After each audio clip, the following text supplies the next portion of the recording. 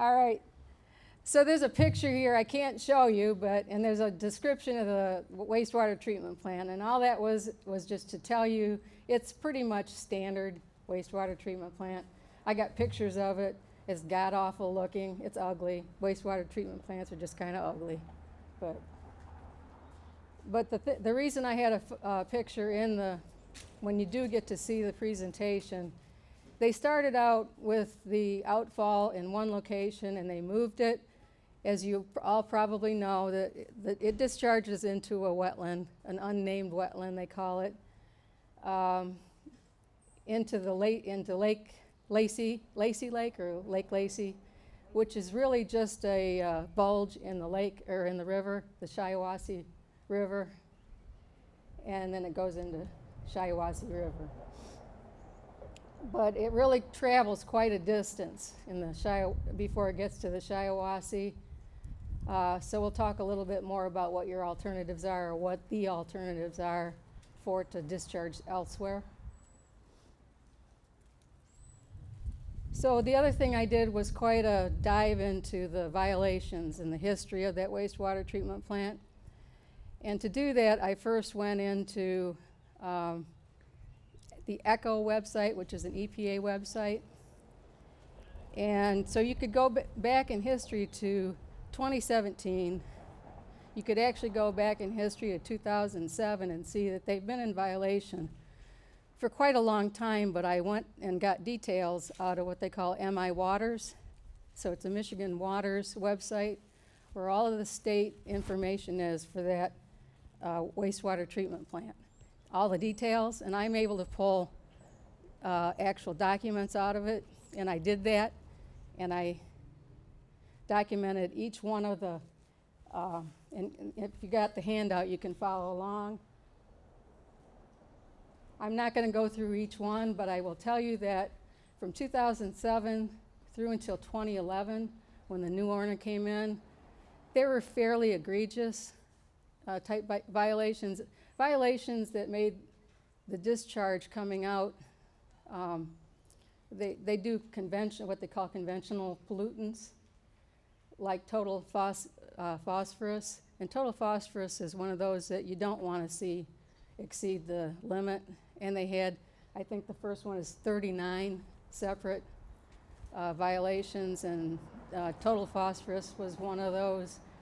Dissolved oxygen, I think, ammonia nitrogen. Either way, the first four listed there were the type of violations, and some were repeats. They went one year in 2009, they came back in 2010, and they found the same violations. So that's just negligence. So the first owners there just weren't taking care of that treatment plant. In 2011, when the new owners came in, they actually called Eagle and said, come out and look at this. There's a lot of stuff here that we want you to look at, and we want you to know that we're going to fix it, or we're going to take care of things. And after that, they did have some violations, but that's my puppy. She turned 8 months old today, so she's... They did have violations after that, but I'm going to say they stepped down to what you would say kind of your typical violations, and you could tell that they were trying, at least, the new owners were. So moving on to 2014, like I said, a little more typical type violations, but they weren't reporting, and I could see in the system that they started, as soon as they were told, you have to report these things, they did. They started reporting. And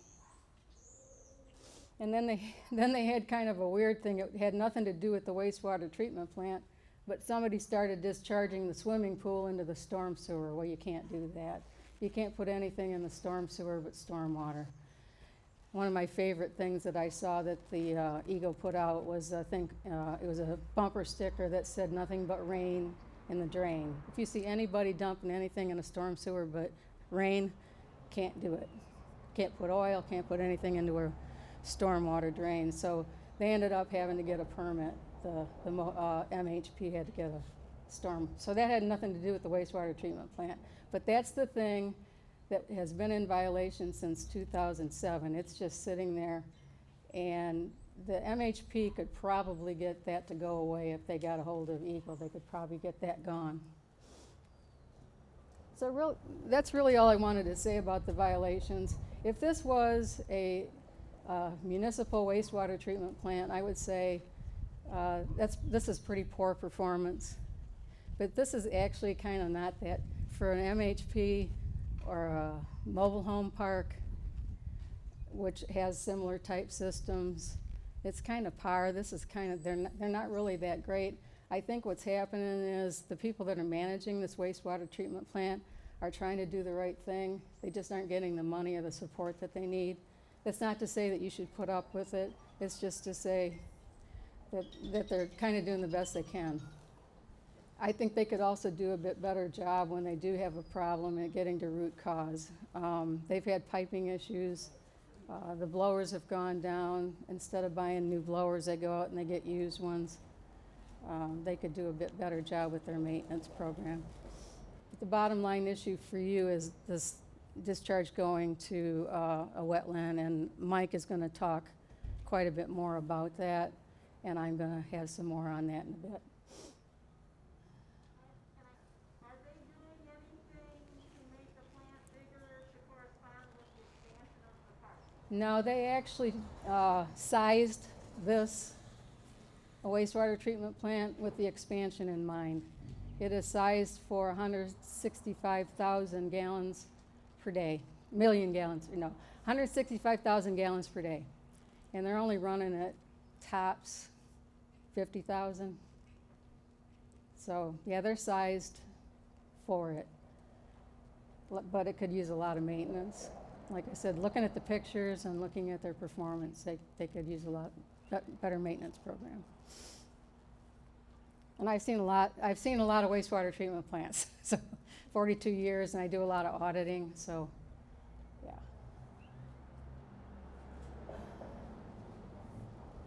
So thanks to Stacy and Mike, Alyssa Slotkin's office has become aware of some of the issues that you have here in Holly, and she's gotten some people interested and involved, including the village and Eagle, and she's asked for some things to get done.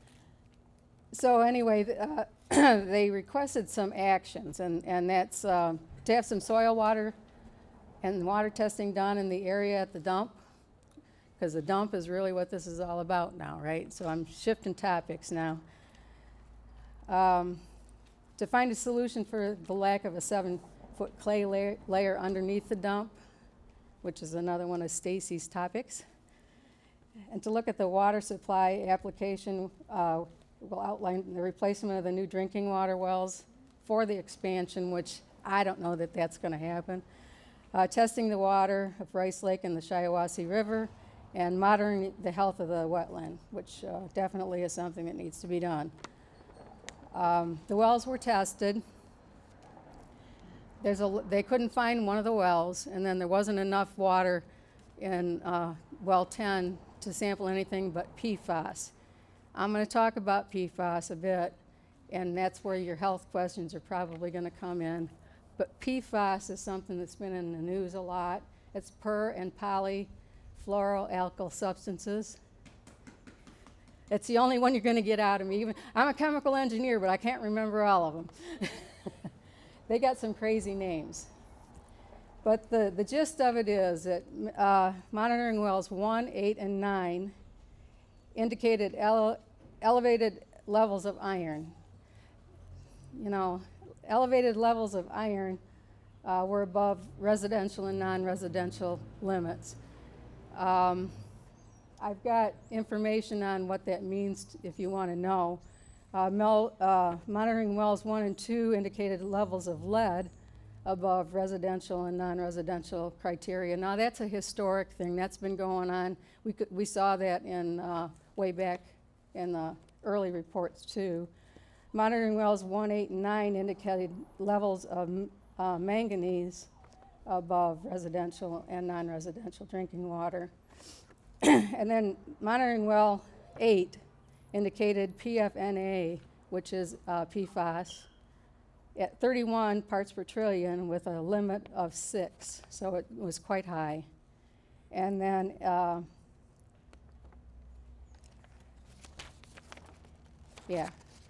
monitoring well 9 indicated PFOA, which is also a PFAS, at 7.7 parts per trillion, and the limit for that is 8.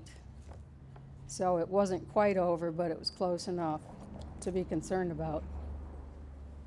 Now, total PFAS has a EPA guidance limit of 70, and it was, well, the total PFAS was quite a bit lower than that. So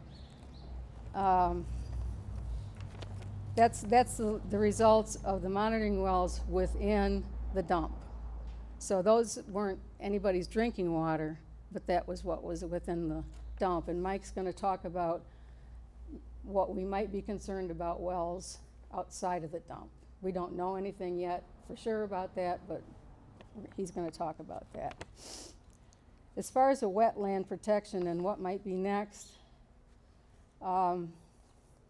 there was, according to a January 2017, what they call a WQBEL, or a water quality-based effluent limit biologist memo, neither the unnamed wetland or Lacey Lake had been assessed. This is accessed, but assessed.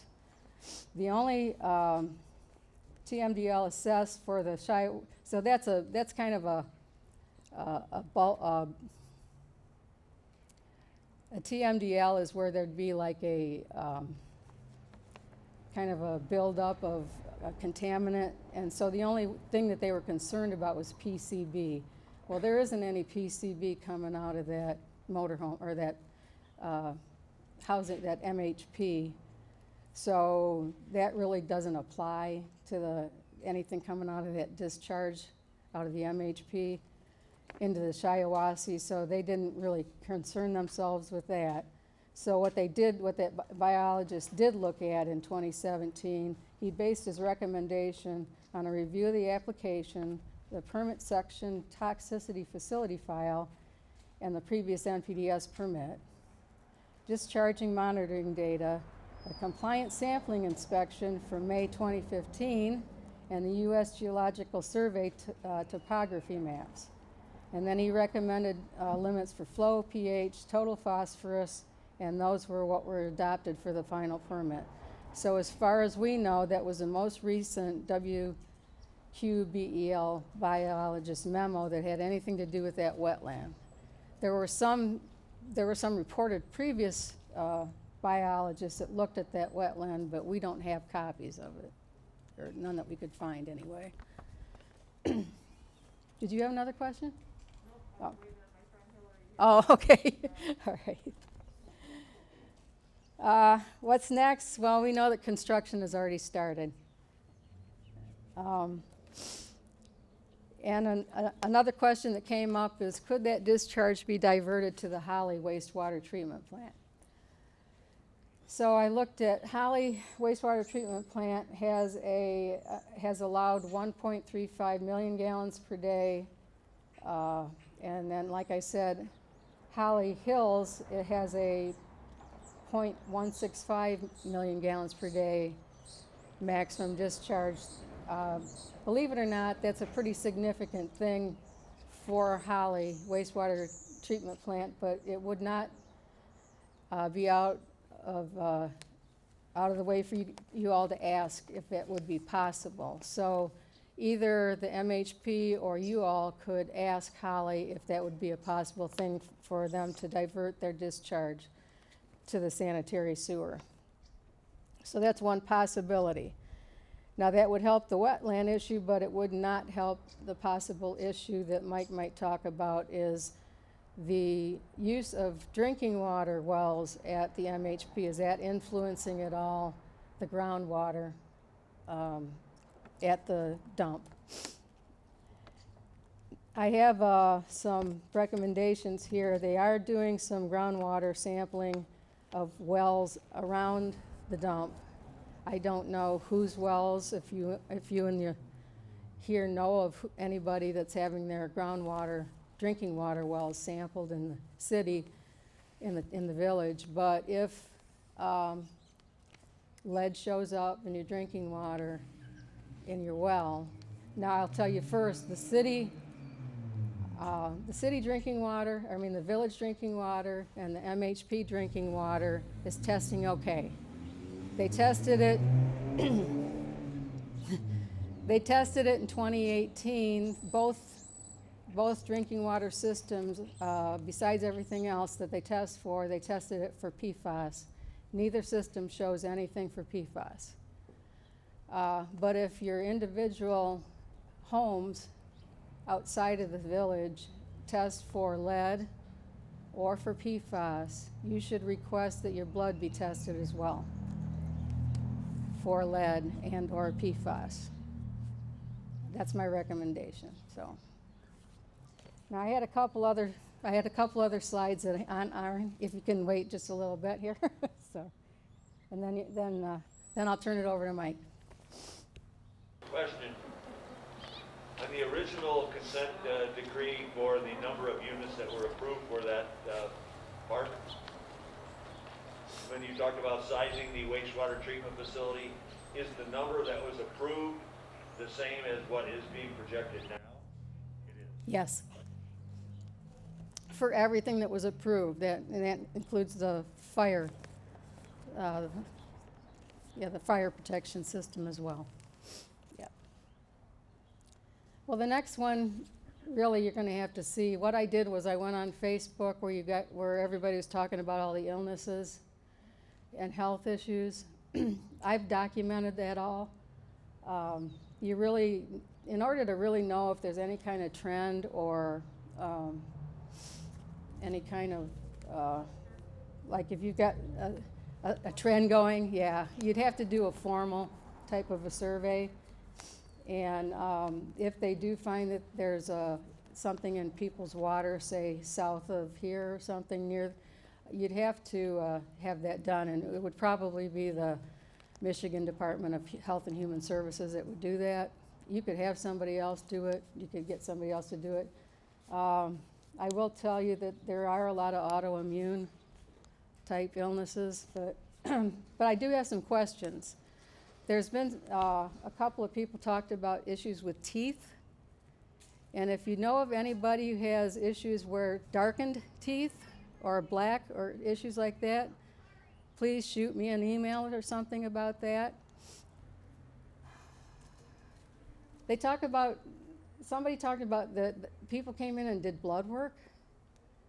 If somebody hears something about that or knows something about that, send me a note about that. That would be interesting to know what kind of blood work was done. There's also a lot of talk about drums that were found and a company called Lehman's.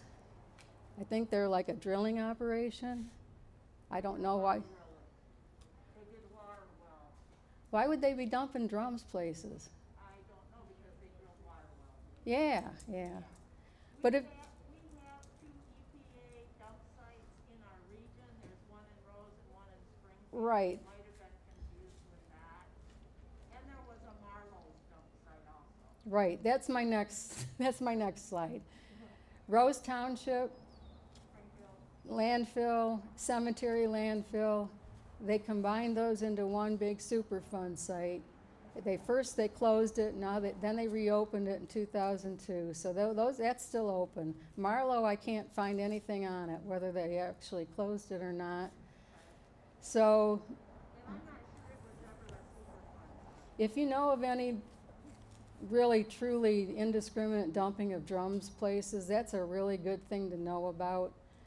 And the other thing is they really should go back to those, whether they're closed or not, they should go back to those 3 dump sites and sample them for PFAS.